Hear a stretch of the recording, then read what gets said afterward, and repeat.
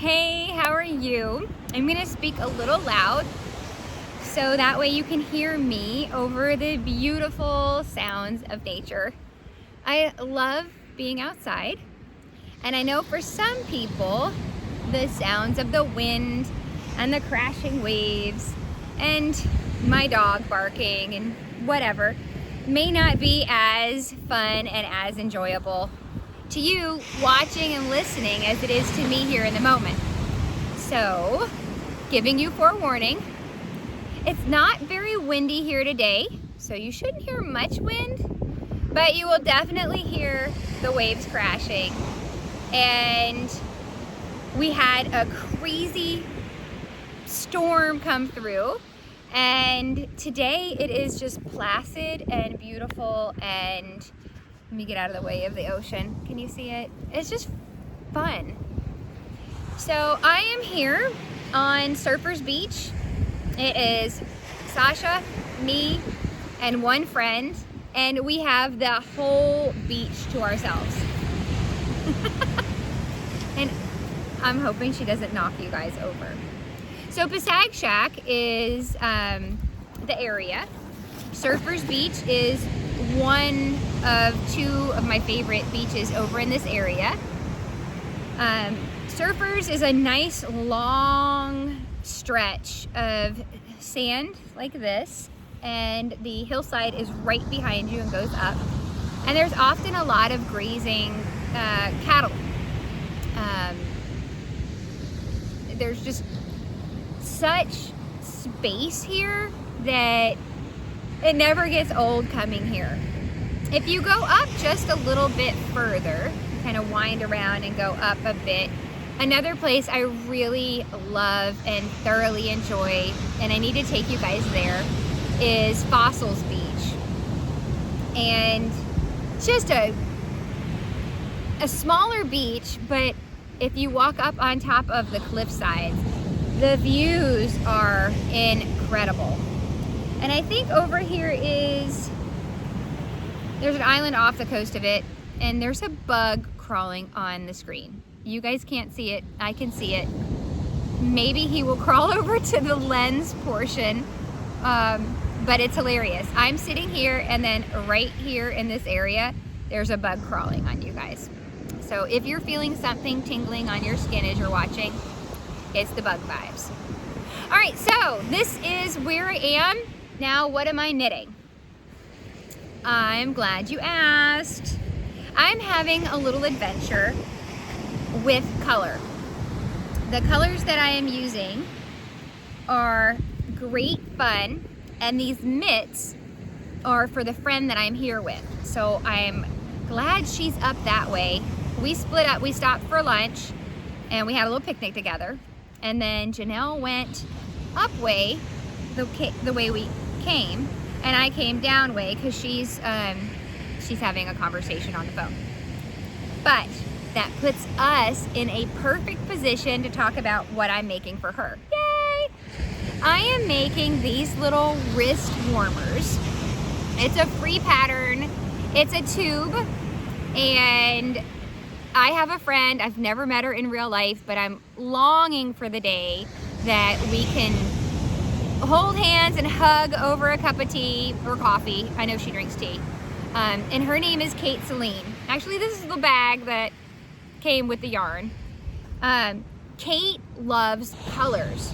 The other thing she's super stoked about and very passionate about sharing is her love of tubes, and how knitting tubes is so much fun. Well, she has a ton of free patterns that are tube-based, so perfect for beginner knitters, and also for knitters who want to not think through the mechanics of the actions that they're doing and perhaps spend more of their bandwidth and mental capacity doing what I've been doing with these, and that's just exploring exploring color. So these are wrist warmers. Now Janelle, my friend, she's like this big right now, so she's that far away, and so I think I have about 7, maybe 8 minutes left with you. She does a lot of work outdoors. She loves, and I'm going to interview her probably on the audio podcast, and I'll let you know when. She studied and is just moved by food sustainability.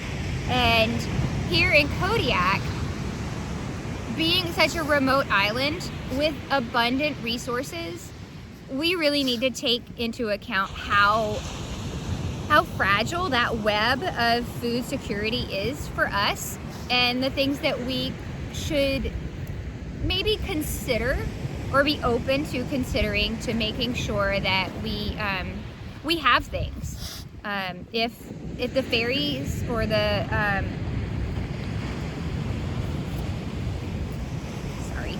if the boats and freight were to stop coming in, if we have time where the air cargo doesn't come in, we're on our own, and we have the sea to gain fish from, but just other things to consider. And so she's outside a lot. She's working with produce. She's got a farm. They grow tulips, and she mentioned to me about how she doesn't wear gloves, but her hands, like her hands and her wrists sometimes get cold. She's super hot natured, so knitting her gloves wasn't the plan. But you know that space when your jacket comes like to here and you're doing stuff and this area gets that draft that goes up? That's where these guys come in. So these simple wrist warmers, I did a cast on with ribbing, and then I explored and played with color, and I had so much fun. Generally I like solid colors. This I knit in a solid color, and I have done color work in the past and I enjoyed it, but I haven't done a lot of mingling colors to understand them, and this really was that kind of exercise. So my plan is, well, actually what I did was I knit some of these. They're super fast, like nothing to knit these. And I used a little basket of mini skeins. I put them into these little balls. And if you download her free pattern, isn't that cute? This is her yarn. So I'm gonna explain why I used this yarn and how I used it. But if you decide that you want to do these, the pattern is free, and I'm gonna share with you the way I did these color changes. I knit, you can come back. It's okay. Uh-oh, are you stuck? Hold on a second. Sasha is stuck and I have to go. I'm back. I got the opportunity to go and rescue my dog who was kind of tangled up. And so this is so comfortable. Sitting on driftwood, if you ever get the opportunity, driftwood gets to be so soft and has these little swoopy areas that you can just kind of nestle into, and just delightful to sit. The bug that was earlier crawling on you is now crawling across the top of you, so you might hear them. He's got a friend when I say that. Okay, so back to what I was doing. So I took these guys camping with me, and I started knitting them in the kayak, and I finished 2 and started a 3rd.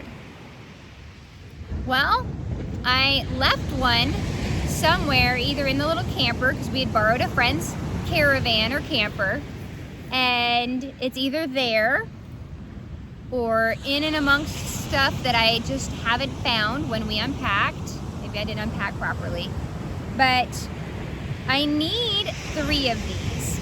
And the reasoning behind these 3 coming as a trio is I, from experience, have found for myself, I will have 2 mitts, and one I constantly get dirty or wet. And so when I go out again later, I grab the one and then I have to leave the other one because it's wet, and I have to grab another glove that doesn't match, or a mitten another pair of mittens. So one can rest and 2 can be worn. And they're super stretchy, very comfy, kind of snuggly. And so I'm knitting the 3rd right now. In fact, I was in the car, Janelle was driving, and I was able to knit, because it's a good 45 minutes to an hour to get here. Probably closer to an hour. I'm knitting away around and around, and she said, "Are you knitting a sleeve?" And I said, "It's kind of like a sleeve. Yeah, it's a cuff. It's a cuff."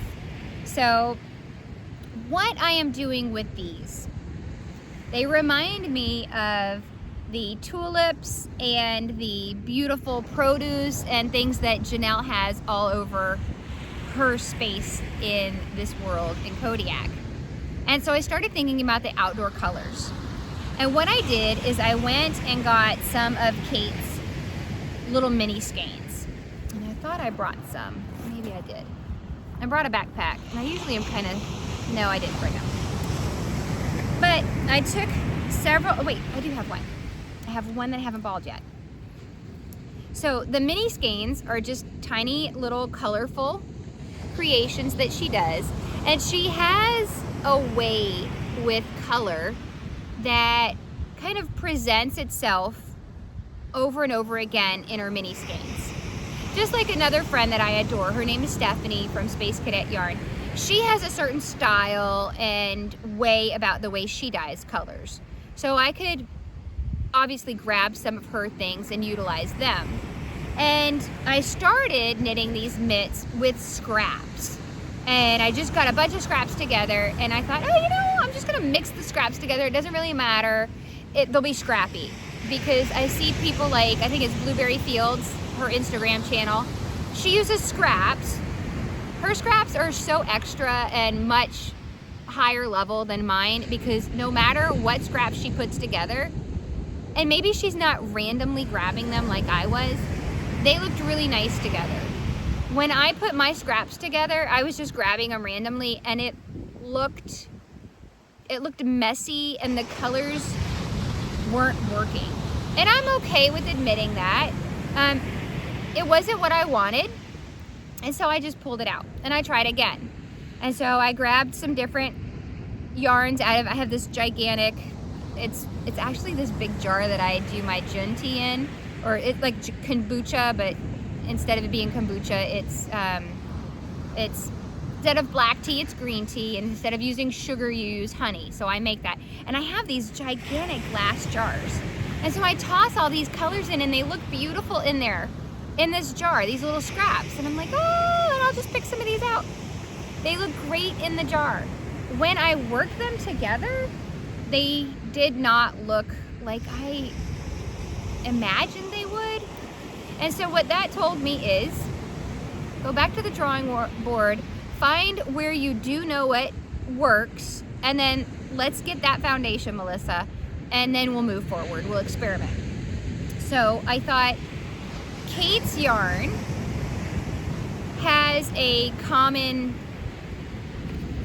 vibe, and there are colors that pop up in an assortment of them. So I found this yellow one, for instance, has pops of orange in it. And then this one has a heap of orange in it. And this one, even though it's got a lot of purples and pinks and greens and blues in it, also had a pop of orange here and there. And same with this. And so you see where I'm going. I went through the mini skeins, and though I look at them and I'm like, these colors don't match, there is a commonality to them. There is something that they have that is similar. And so I thought this will be a great place to start. So my first attempt was, I took the mini skein and I balled it into a small ball, and then I had a couple of ideas. I could either knit, just making sure, you have to be bear aware. My friend Janelle's like, there are no bear on the beach. There are bear paw prints everywhere. And there are gigantic ones, and then there are little tiny ones, which share with me the likelihood that there's probably a mom and her babies Janelle's like, oh, they're not gonna walk on the beach during the day. Why not? They've got the beach to themselves. So I'm trying to be bear aware. So if you guys see a bear coming behind me, after almost stepping on one like 2 weeks ago, gesture, wave, definitely try to get my attention, because we don't want that, right? So anyways, I thought at first I could knit with one color of the yarn and more stitches and make these fingerless mitts. And then I tried it. So I cast on, and I think I cast on 70 stitches and started working. And by the third color change, I was like, so my third attempt taught me that the colors do look nice together, but the abrupt changing, I still had a little bit I needed to figure out. This is where I entered into my happy zone. So what I did is I took this idea of casting on for holding two strands together, and the strands would be A and B, and I'd start working. And when I got bored, I would break A and add C to B. And so B and C went along, I got bored, and I broke B and added D. And so the journey went. Can you see those colors? I'm trying to get it so you guys can see. And I did it with both of them. And what happened was I could enjoy that moment of the two yarns working together, and I could get used to it. And the transition from one to the other, the A and B to the B and C, had a common thread, literally a common yarn strand that allowed my brain to see how, oh, there you are, to see how, so she snuck up on me, didn't even warn me, what? So for me, that shift in holding the two strands and just transitioning one at a time has been fun. And I know they just look like little tubes. Same thing with the pumpkin. If you're watching this and you happen to be on Instagram, I encourage you to look up Kate Selene, is how she spells it. And if you find her Instagram account, definitely check out her Instagram, her IGTV. I was so excited and surprised and kind of creatively motivated with the way she took that pumpkin pattern, and she started alternating colors, and just by changing a few colors, I see you. Just by changing, the whole dynamics of the pumpkin changed. I'm not gonna spoil it for you, I want you to go see what she did, but they're great. And so, these guys take no time at all. I did this from, I think right here. I was still on the ribbing to here by the time we got here. And we talked, and I was flaky, and it wasn't like I was knitting the whole time. So they're super fast. I love a utilitarian knit.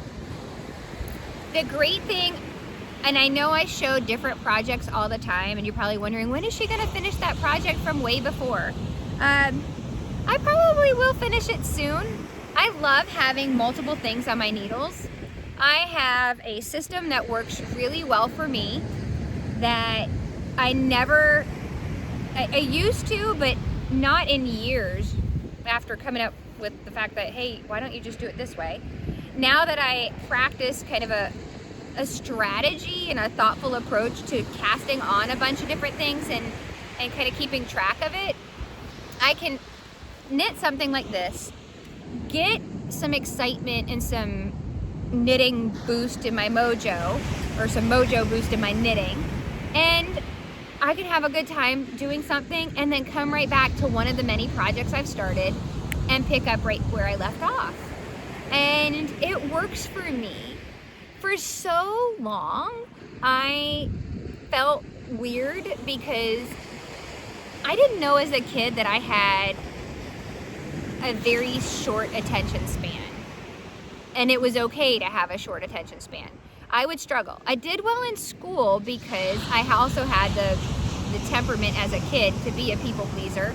And I'm also kind of competitive, so I wasn't competing against fellow classmates, but I was competing against that grade where, you know, I wanted 100 because, you know, 100 was like you finished first, right?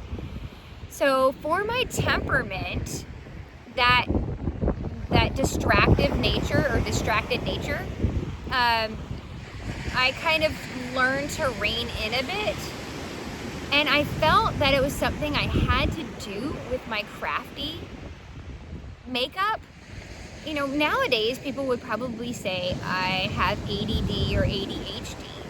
And instead of it being something that I should feel like, oh my gosh, you know, because I'll usually default to the fact that I know I'm flaky, but I really am smart. So, you know, just trust me. I actually have deeper thoughts than the way I scatteredly present. But I realized that I don't need to apologize for that. I found a way to make it work for me, and it works. It motivates me, it encourages me, and she's scared to jump down. Did you hear a whoop behind you? I can always find my way right back, and our crafty adventures are to be just like a real adventure. When I go hiking, yes, I will sometimes hike right up the mountain on the trail.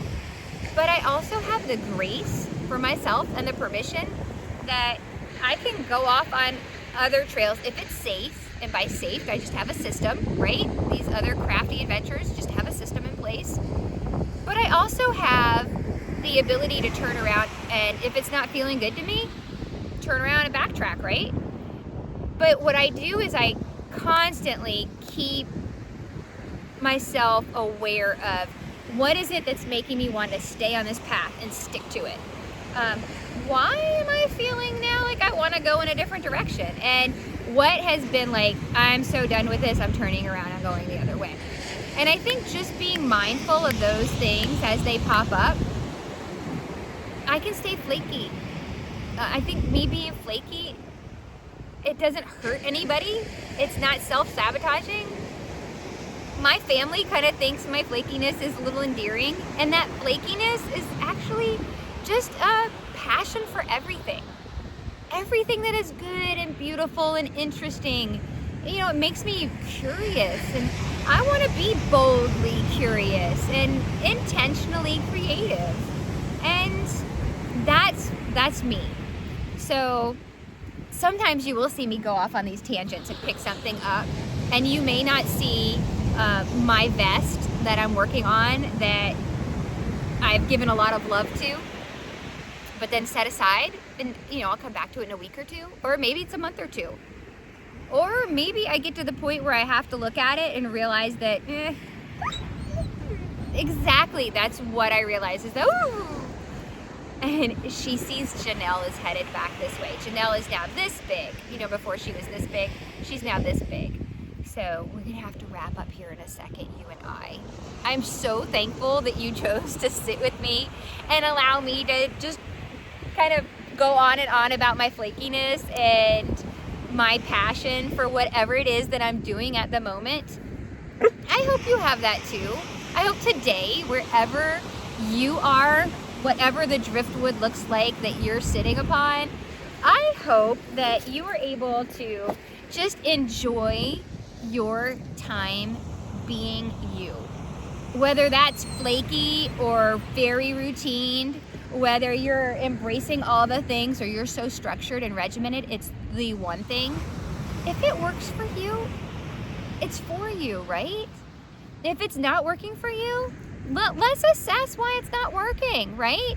Let's think through what could we do to make it better.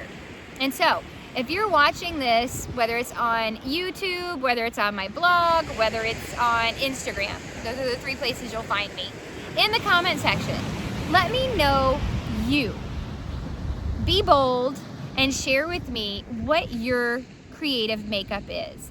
And as you talk about your creative makeup, how about you unpack it a little bit for me and share with me, okay, Melissa, I find I'm doing this and I like it. Or, Melissa, I'm doing this and I don't like it. And maybe we can talk and come together for just kind of some understanding and maybe some encouragement, right? So wherever you are in this big, amazing, creatively filled world, I hope your day is fabulous. So does Sasha. She's behind you sharing that thought. And wherever, whenever you see this, know that you are so valuable. You were created on purpose, full of all this richness and beauty and worth, and you make a difference. Whether you're aware of it all the time or whether it's hidden from you sometimes, let me speak to you right now and say that you are so amazing. You're just a creation that is unlike anything else, and I'm so thankful you're part of this world. And I mean that. When I sit here and I rub my teeth because I'm afraid that I just ate, now you're seeing like food in my teeth, I'm not just talking to this little camera. I'm thinking about you. And I'm so stoked that I have the ability to connect with you. And you have the ability to connect with me. So do that. You can hit me up on the blog, which is my website, and that's encouragebetter.com. I've got things there that I'd love to share with you. There's a free pumpkin pattern. There's a on-the-go survival kit that is in my bag right now that I grab it, take it, go, and then put it back. And in fact, the handkerchief that was around the Altoid can from today has already been used twice. So those little handkerchiefs come in clutch. You can find me on Instagram as mskiknits. No, I don't ski. Ski was part of my last name. So I'm mskiknits on Instagram. And you can connect with me there. And if you're watching this on YouTube, you can subscribe and then you don't miss anything. And you can leave me comments and it makes me really happy. So there's the bug that was hanging out with you. I am gonna go get back out on the sand and thinking of you from my place in the world because you're worth thinking about. Take care.